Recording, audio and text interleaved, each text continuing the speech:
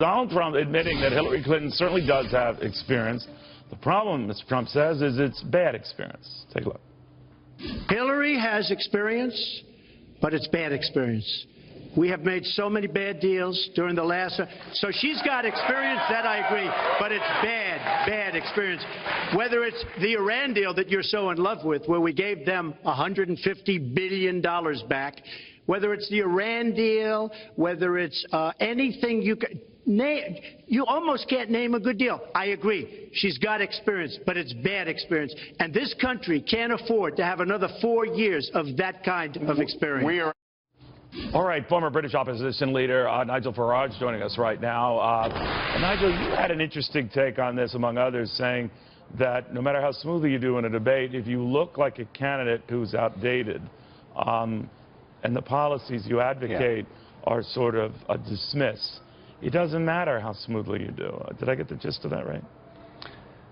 No, it doesn't. And I mean, look, what this really comes down to is Hillary is the continuity candidate. You know, if you're happy with the way life is in the USA, you think everything's just going well, then Hillary's your candidate. And that's what she did last night. If you want change, then you vote for Donald Trump. And that's what this is about. I would say that there are three of these, and I don't think anything that happened last night, frankly, will change the minds of undecided voters. There was no phrase, there was no incident, no moment that in 10 or 20 years' time we'll be talking about as being one of those great moments.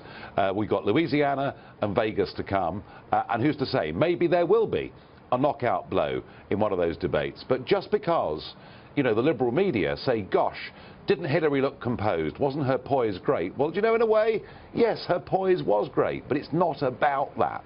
What people sitting at home across the states are asking themselves is, which of these candidates is going to make me safer? Which of these candidates is going to make me a little bit better off?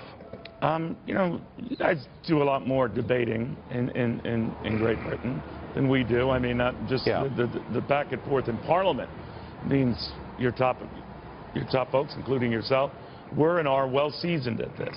This is a new territory for Donald Trump. Does it hurt him that he isn't up to that debate speed? Well, do you know, I did a big debate 2 years ago ahead of the European elections against the Deputy Prime Minister, Nick Clegg, and we had two debates. And in the first debate, I was the underdog. I was the one that hadn't really been through the mill and done this stuff before. Do you know what? By debate two, I wasn't on my toes. I was on my heels. I was relaxed. And I noticed last night that she threw a lot of personal criticism at Trump. You know, even going back to the 1970s with various accusations of what his companies may or may not have done. And my advice to Donald Trump would be very simple. You've got over this hurdle of the first debate. Next time, when she attacks you personally, ignore her. Just ignore her. Speak to the ordinary American people. And if he does that, by the end of debate three, he will be the winner. Yeah, you know, you hit on something profound here, because I think a lot of the night he was on defense. She was getting his goat, yes, and she sort of knew how to get his goat. There's that old line here. I don't know whether it's an American or British expression. Never let him see you sweat.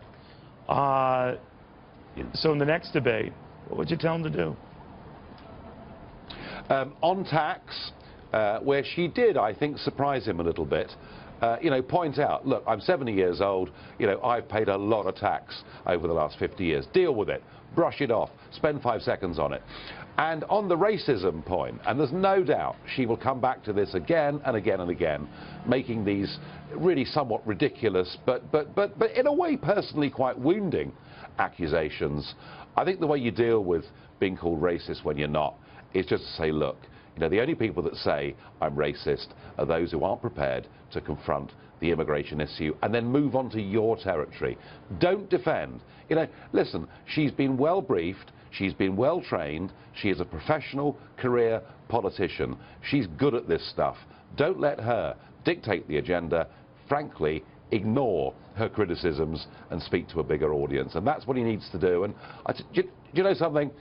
You know, he came out of last night unwounded, and that, I think, for him, given her, you know, massive experience over him over all these years, that's not a bad place to be. Yeah, no knockouts, to your point. Nigel, thank you very much.